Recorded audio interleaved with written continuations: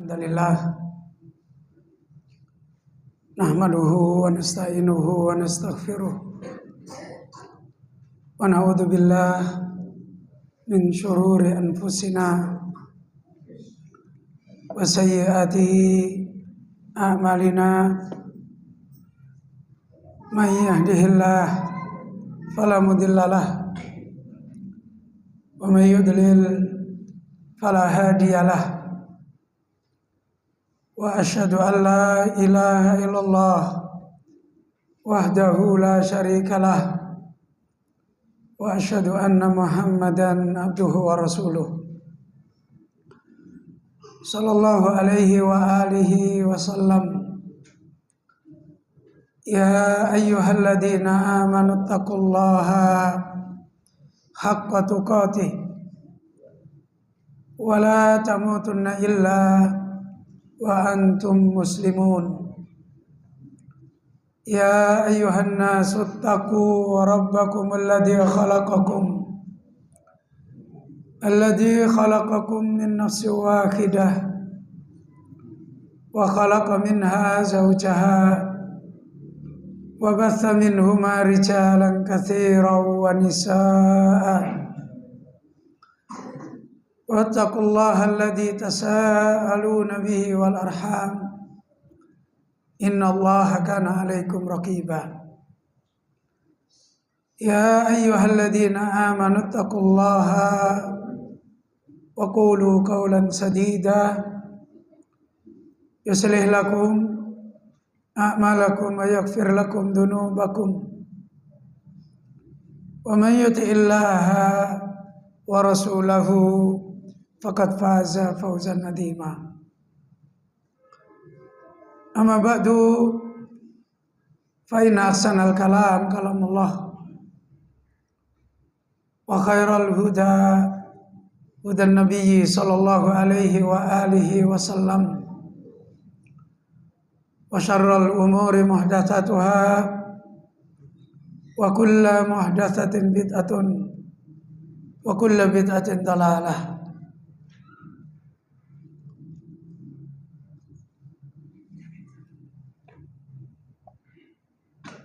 Ayohal ikhwah kaum muslimin, Bapak, ibu-ibu, ikhwani wa akhwati fiddin rahimani wa rahimakumullah jami'an. Alhamdulillah, dengan taufik Allah Rabbul Alamin, Allah mudahkan kita di kesempatan yang mubarakah ini untuk kembali senantiasa diberi hakikat nikmat Islam yang sesungguhnya, hakikat nikmat hidayah yang sesungguhnya, untuk kita dengan Islam ini, dengan iman, dengan hidayah ini, agar tidak menjadi hamajun ri'a,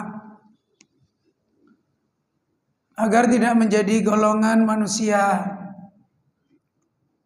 yang disebut oleh Ali bin Abi Thalib radhiyallahu anhum hamajun ri'a, manusia yang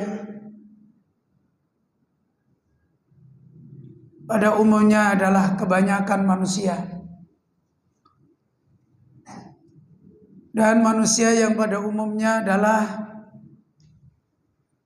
orang-orang yang tidak punya nasib baik, tidak punya nasib kebahagiaan, tidak punya nasib kemuliaan, yaitu menjadi orang-orang yang ri'a, orang-orang yang jelata,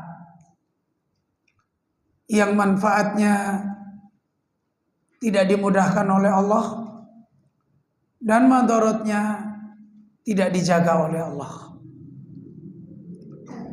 Orang-orang yang rendah kehidupan dunianya adalah ketika manfaat-manfaat yang menjadi hajah senantiasa tidak ditolong, tidak dimudahkan, dan sebaliknya madarah Madharat-madharat yang seharusnya dia adalah orang yang dihindarkan, tidak henti-hentinya dia terus, yang dia dapat adalah madharat-madharat. Ali bin Abi Thalib radhiyallahu anhu ketika menerangkan hamajun ri'a adalah terkait dengan nasib perjalanan agamanya, nasib perjalanan hidayahnya, nasib perjalanan Islamnya, imannya, yang disebut oleh Ali bin Abi Thalib radhiyallahu anhu, la yasikuna ila ruknin wasik, yattabi'u kullanaik. Orang yang tidak pernah bisa berpegang dengan kokoh kepada ruknin wasik, kepada rukun, kepada tiang yang kokoh. Yattabi'u kullanaik, orang yang perjalanan Islamnya yattabi'u kullanaik, nasibnya hanya mengikuti kullanaik, setiap orang yang berbicara, setiap orang yang berteriak. Inilah yang kemudian menjadikan jalannya dia adalah menjadi hamajun ri'a.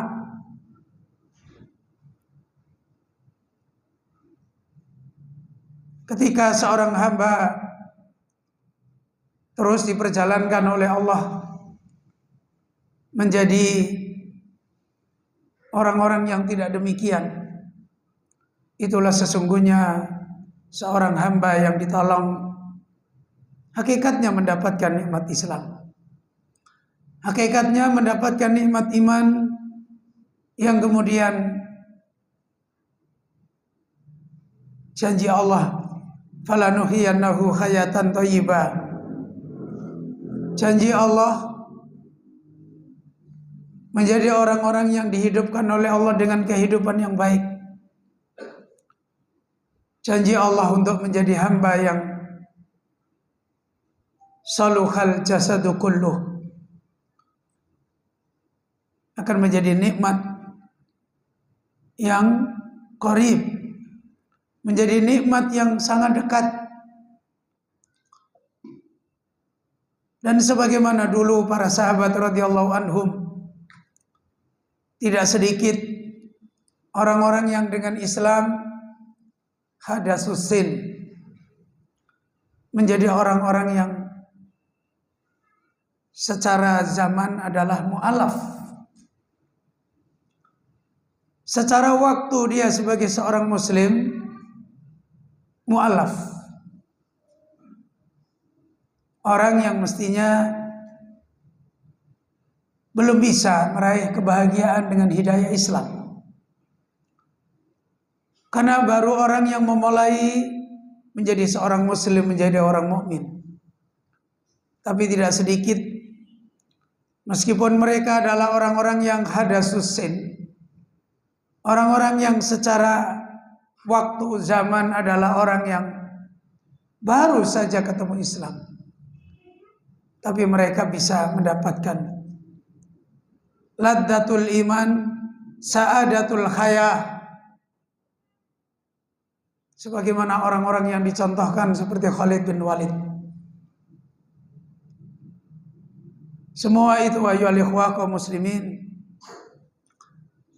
karena mereka menjadi orang yang perjalanan nikmat Islam ini tidak menempatkan diri menjadi orang yang yattabi'u kullanah, terang, dan mereka melihat saudara-saudara mereka, Kemudian mereka tahu bagaimana mereka kembali kepada nikmat itu. Satu sisi yang pernah dinasihatkan oleh seorang ulama,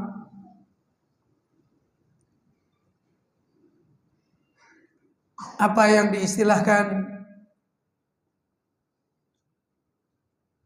bahwa manusia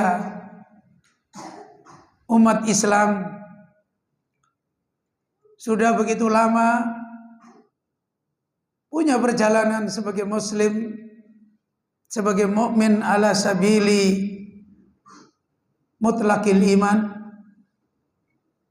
tetapi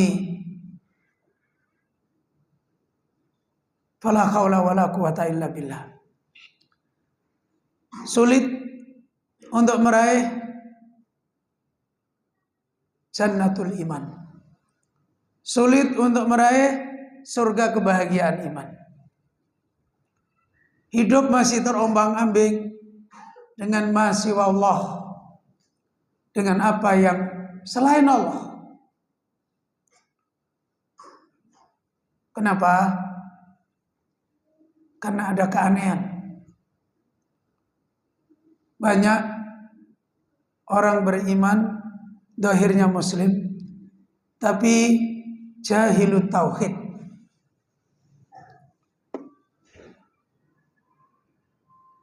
Bahkan seorang ulama membedakan, dulu orang-orang itu bertahan dengan kesyirikan. Orang-orang musyrikin Quraisy, mereka ini bertahan menjadi orang-orang yang masih musyrik. Dengan izin Allah mereka belum diberi taufik, dan dalam keadaan mereka adalah ya'rifuna tauhid. Mereka ini tahu tentang tauhid. Sebagaimana mereka berkata, aja'alal aliha ilahan wahidah. Apakah kita ini harus menjadi orang yang sesembahan kita itu cuma satu? Inilah kontradiksi. Sehingga ketika mereka adalah diberi taufik oleh Allah, begitu cepat mereka bisa punya jalan untuk berbahagia dengan iman mereka.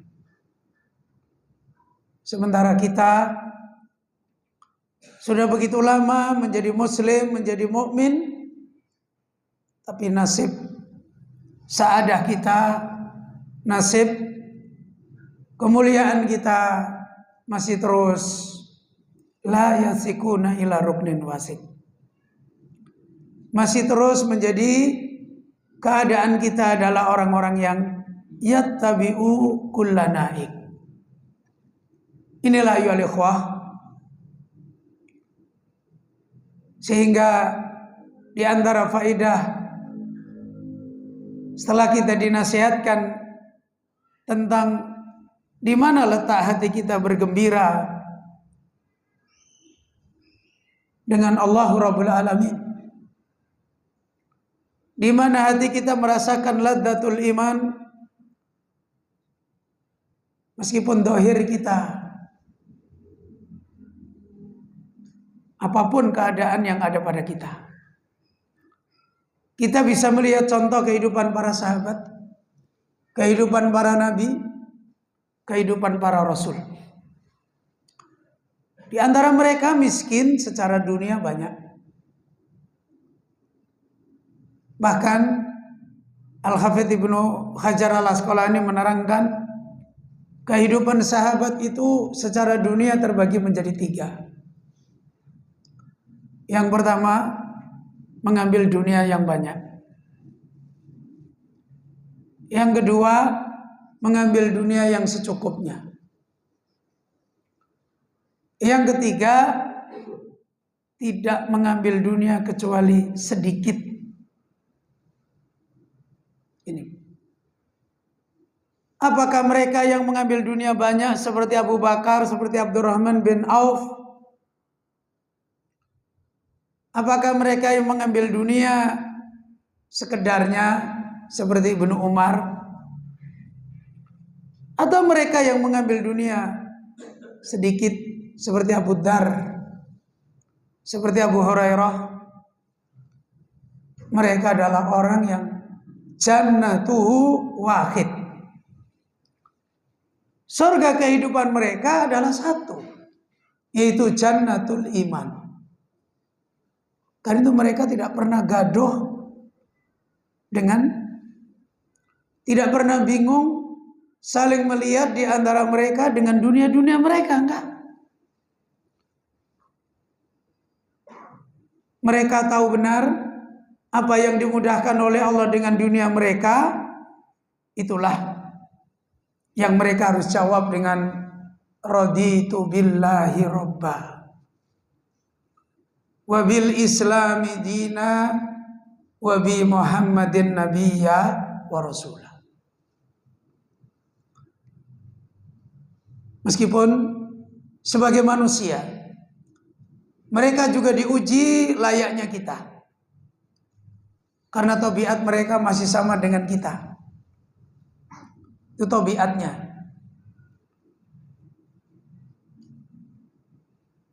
Cinta anak istri ya masih ada. Bukan kemudian mereka sudah gak ada sama sekali, enggak. Itu tabiat manusia. Cinta dunia ya masih ada. Namun ujian-ujian itu selalu kembali kepada nikmat yang mereka diberi pertolongan oleh Allah. Apa? Dana nafsahu. Selalu mereka cerdas.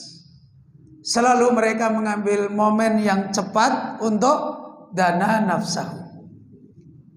Apa dana nafsahu? Merendahkan seleranya. Walaupun ledakannya diganggu, difitnah. Itu yang disebut dengan istilah musibah. Bahwasanya musibah itu adalah inda sodomatil ula. Ledakan aja sesaat, setelah itu ibarat awan yang lewat hilang. Misalnya pada waktu perang Hunain, ketika terjadi apa yang terjadi, aradallahu wa aradar rasul syar'iyatan wa kauniyatan. Ketika terjadi kemenangan di dalam perang Hunain di akhir dan kekayaan harta melimpah, ghanimah, kemudian ya tabiat manusia, wah saya dapat bagian berapa. Itu tabiat manusia. Ternyata aradallahu wa aradar rasul lain. Allah mengendaki, Rasul mengendaki lain. Rasulullah sallallahu alaihi wasallam menetapkan hikmah syariah, yang kemudian terjadilah hikmah kauniyah. Harta ini dibagikan kepada orang-orang musyrikin Quraisy saja, yang baru-baru masuk Islam. Dibagikan ke mereka semua, sehingga Ansar tidak dapat sama sekali. Padahal dia adalah orang yang berjuang sampai diberi kemenangan oleh Allah. Maka terjadi tabiat manusia. Ledakan awan hitam pada perjalanan hidayah. Orang-orang Ansar langsung hatinya ghil. Apa ghil itu? Ya. Ada sesek, problem, gak nyaman dengan Rasulullah sallallahu alaihi wasallam. Sampai lisan-lisan mereka keluar. Muhammad ketemu kaumnya. Maksudnya ketemu kaumnya siapa? Ketemu orang Quraisy. Makanya dibagi-bagi itu harta ke mereka dan kita nggak dapat. Berita itu sampai ke Rasulullah sallallahu alaihi wasallam. Kemudian dipanggil pemimpin Ansar Ubadah bin Samit. Panggil. Ditanya oleh Rasulullah SAW, bagaimana engkau dengan apa yang terjadi pada kaummu? Ya Rasulullah, saya tidak ada bedanya dengan kaum saya. Ya, saya dan kaum saya itu sama. Sudah, oh begitu ya sudah. Besok kumpulkan semua orang Ansor. Saya akan berbicara kepada orang Ansor. Sudah, besoknya semua orang Ansor dikumpulkan dan Rasulullah SAW berbicara pada mereka. Di antara kalimat beliau, wahai Ansor, kalau aku diberi oleh Allah memilih untuk menjadi orang Muhajirin apa Ansor, aku memilih menjadi Ansor. Wahai orang Ansor, bukankah Allah telah memilih kamu menjadi Ansor? Dulu kamu telah beriman, bahkan membagi hartamu kepada saudara Muhajirin. Bahkan istri pun ditawarkan dibagi kepada Muhajirin. Dibicarakan lagi tentang apa? Nasib dia dengan Allah. Dikonekkan lagi tauhidnya, imannya. Maka orang Ansor mulai hidup hatinya lagi, bangkit lagi hidayahnya, keluar air matanya sampai membasahi jenggot-jenggot mereka dan sembab semua. Kemudian Nabi SAW bertanya, kamu pilih mana? Kamu pilih pulang membawa Rasulnya Allah, atau kamu pilih pulang membawa harta seperti mereka? Maka mereka pada menangis. Kemudian mereka berkata, raditu billahi robba. Kami telah ridho kepada Allah sebagai Rabb kami. Selesai. Lapang hatinya kembali. Ayo al-ikhwah. Inilah mereka dulu. Hari-hari mereka adalah hari-hari al-unsu billah.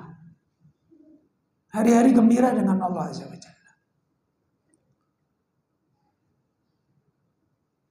Kehidupan iman mereka adalah kehidupan yang sebagaimana terakhir kita dinasihatkan oleh beliau Syekh Ahmad Thayyar, takhlul qulub bimahabbatillah an mahabbati ma siwa. Pada dasarnya hati-hati mereka ini adalah cintanya kepada Allah begitu gampang sekali dipakai untuk mengikis, mengusir awan yang mau datang gelap di hati mencintai selain Allah. Begitu cinta-cinta selain Allah kok mulai masuk ke hati, itu gampang sekali dikikis. Akhirnya mereka insyirah. Akhirnya hati mereka hati yang ladah. Karena yang ada di hati, sebagaimana kata Imam Ibnul Qayyim, istawa alal qalbihi asma'uhu wa sifatuhu wa af'aluhu. Sebagaimana Rasulullah SAW ketika menasihati orang Ansor, yang dibicarakan apa? Allah. Sifatnya, kebaikannya, maha berbuatnya Allah memilih orang Ansor. Akhirnya itu yang istawa ala qalbil ansor, ala qulubil ansor. Itulah yang kemudian bertahta di hatinya orang-orang Ansor. Harta yang tadi mulai masuk, sudah nggak masuk ke hati. Maka mereka menjadi orang yang kembali meraih al-unsu billah. Ya. Yaitu orang yang raja'uhu billah. Rojaknya, harapan besarnya dia dengan Allah itu mengikis an roja'i ma siwa, mengikis, membersihkan harapan-harapan yang lain selain Allah. Harapan yang lain selain Allah itu terkikis. Begitu juga su'aluhu billah, itu takhlul qulub an su'ali ma siwa.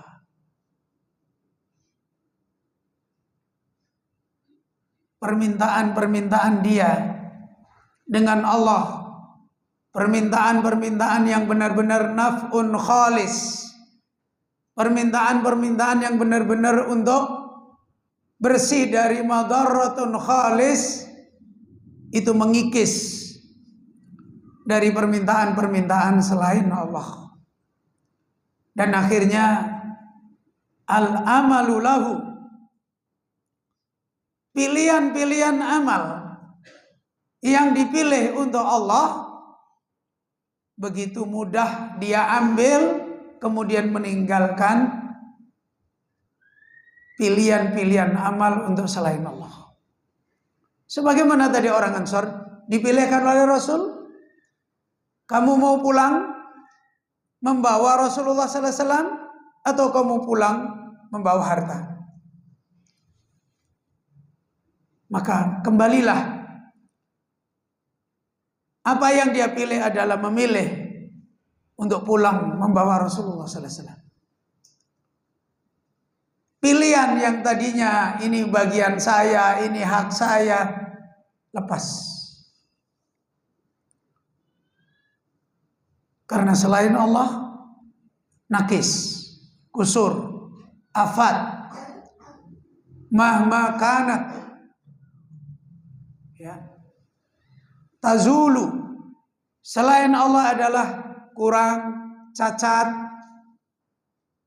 ada penyakit-penyakitnya, ya, tazulu akan sirna, mahma kanat.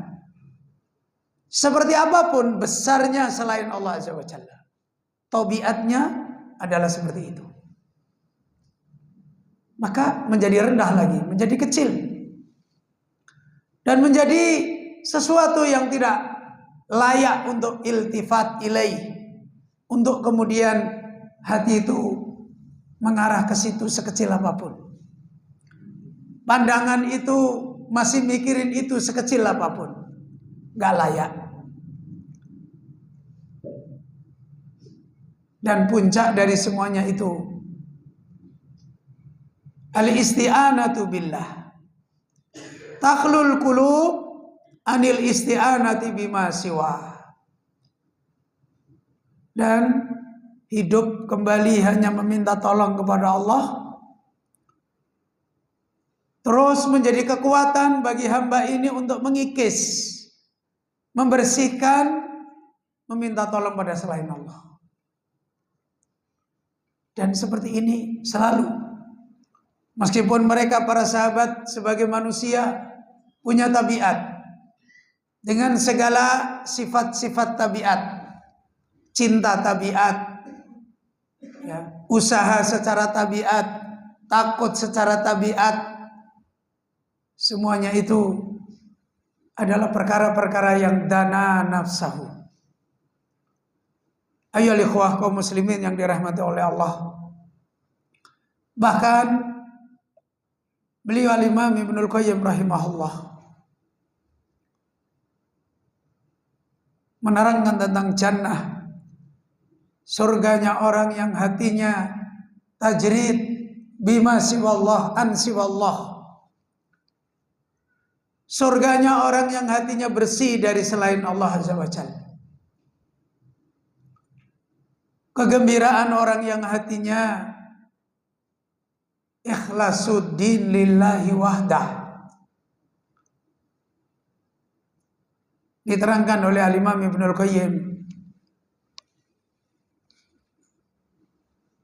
falau arafal abdu kulla syai'in walam ya'rif rabbahu faka'annahu lam ya'rif syai'a walau nala kulla khaddin min hududid dunya waladdatiha wa syahwatiha walam yadfar bi mahabbatillahi wa syauqi ilaihi wal unsi bihi faka'annahu lam yadfar bi ladzatin wala na'imin wala qurrati ainin.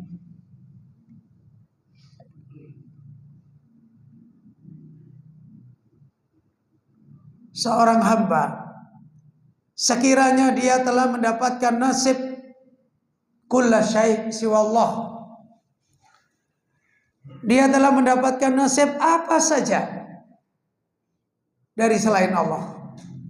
Mungkin harta, mungkin istri, mungkin suami, mungkin jabatan, mungkin keterkenalan, masih wallah kulla syai'.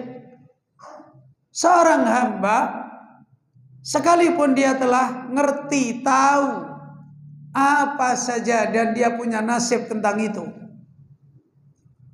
sementara hatinya lam ya'rif rabbahu, hatinya tidak punya nasib tentang Rabbnya, tentang ilahnya, qaulan wa amalan, tidak mengenal Allah haqqal ma'rifah, tidak mengenal Rabbul Alamin haqqal ma'rifah, maka kata beliau Imam Ibnul Qayyim, faka'annahu lam ya'rif syai'a.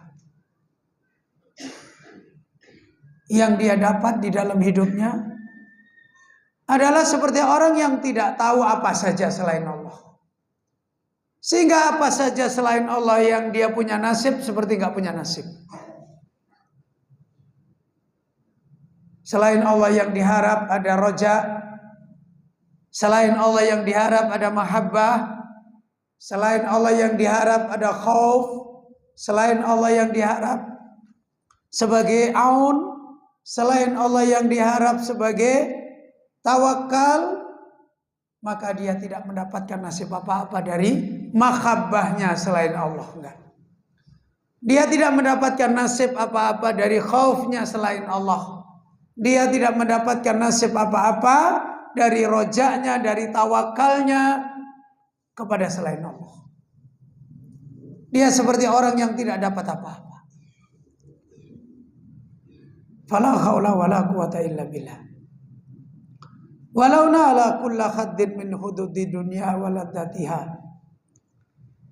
Sekalipun dia telah meraih semua nasib dari nasib-nasib dunia selain Allah, bahkan mungkin dia meraih ladzatuha, bukan cuma sekedar meraih dunia, kesenangannya dunia pun didapat.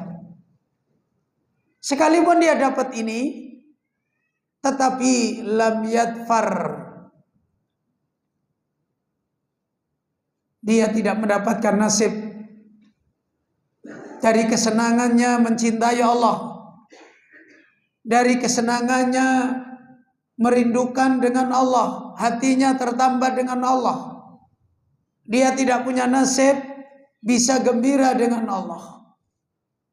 Maka faka'annahu lam yadfar biladzatin wala na'imin wala qurrati ainin.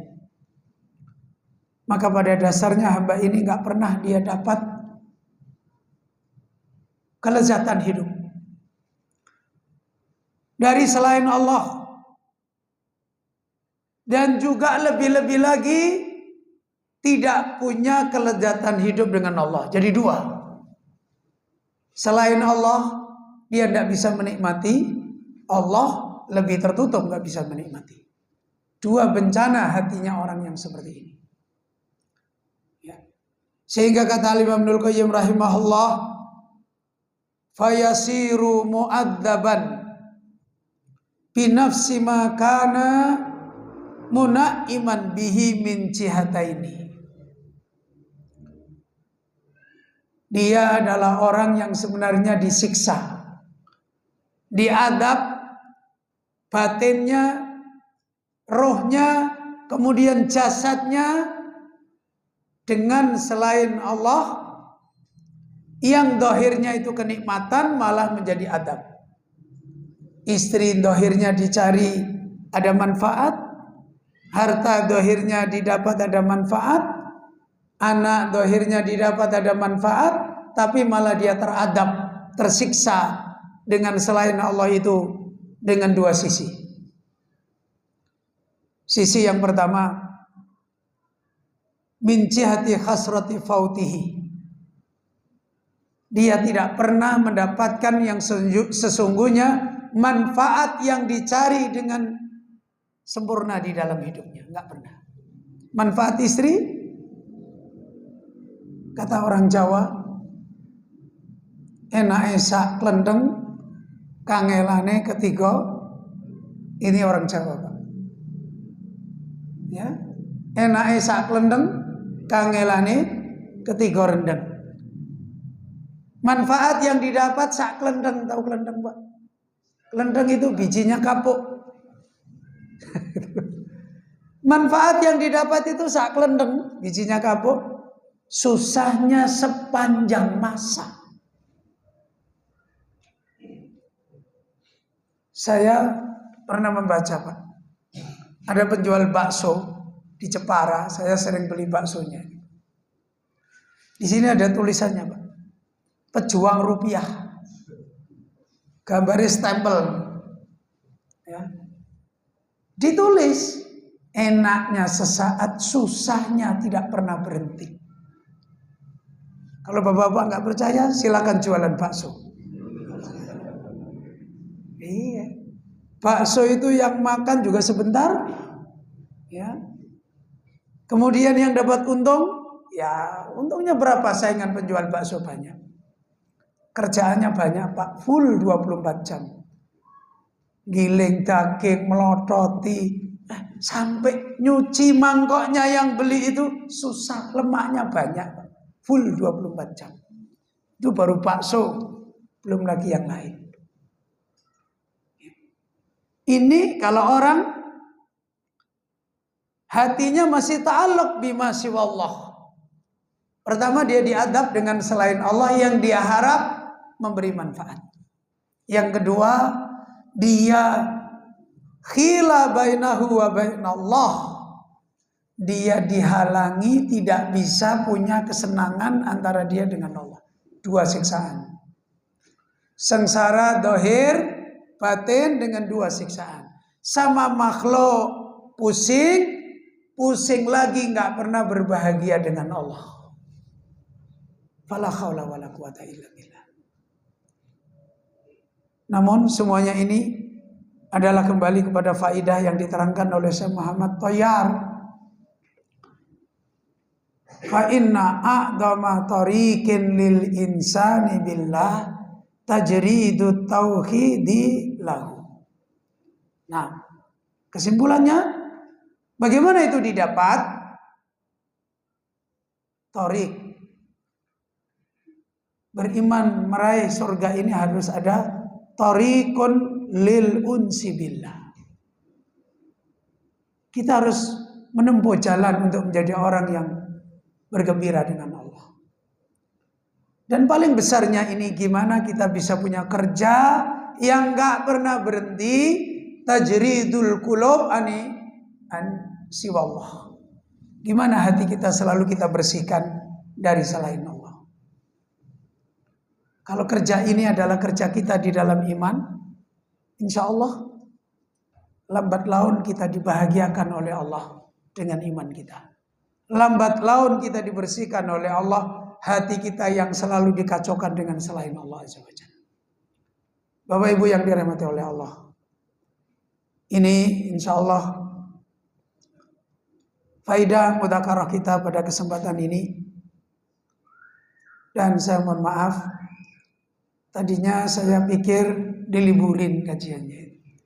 Karena jadwalnya yang lalu cuma tabrakan sama di Bintaro. Yang satu pakai hari Sabtu, yang satu pakai hari Ahad. Ya sudah, mumet sirai. Satunya Sabtu malam, yang satunya malam Ahad. Ya wis tabrakan. Saya pikir diliburin Bapak-bapak. Ternyata ada yang bujuk-bujuk tetap ngaji. Dan alhamdulillah kok saya lagi kurang sehat.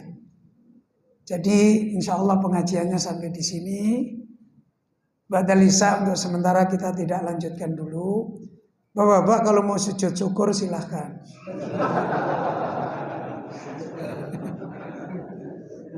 Ya, mohon maaf. Jadi itu saja. Saya mohon maaf jika ada kekurangan dan khilafan. Saya sudah tepati, tetap berusaha untuk ngisi pengajian, alhamdulillah. Dan semoga sesuatu yang sedikit yang kita mudzakarahkan adalah amrun adib, perkara yang besar, karena itu berkaitan dengan jima'uddin, berkaitan dengan hakikat kumpulan agama kita adalah kembali kepada al-imanu billah. Kaum muslimin, Bapak Ibu yang dirahmati oleh Allah, saya mohon maaf jika ada kekurangan dan khilafan. Kita akhiri majelis kita. Akhiru da'wana alhamdulillahirabbil alamin. Subhanaka Allahumma bihamdika asyhadu an la ilaha illa anta astaghfiruka wa atubu ilaik.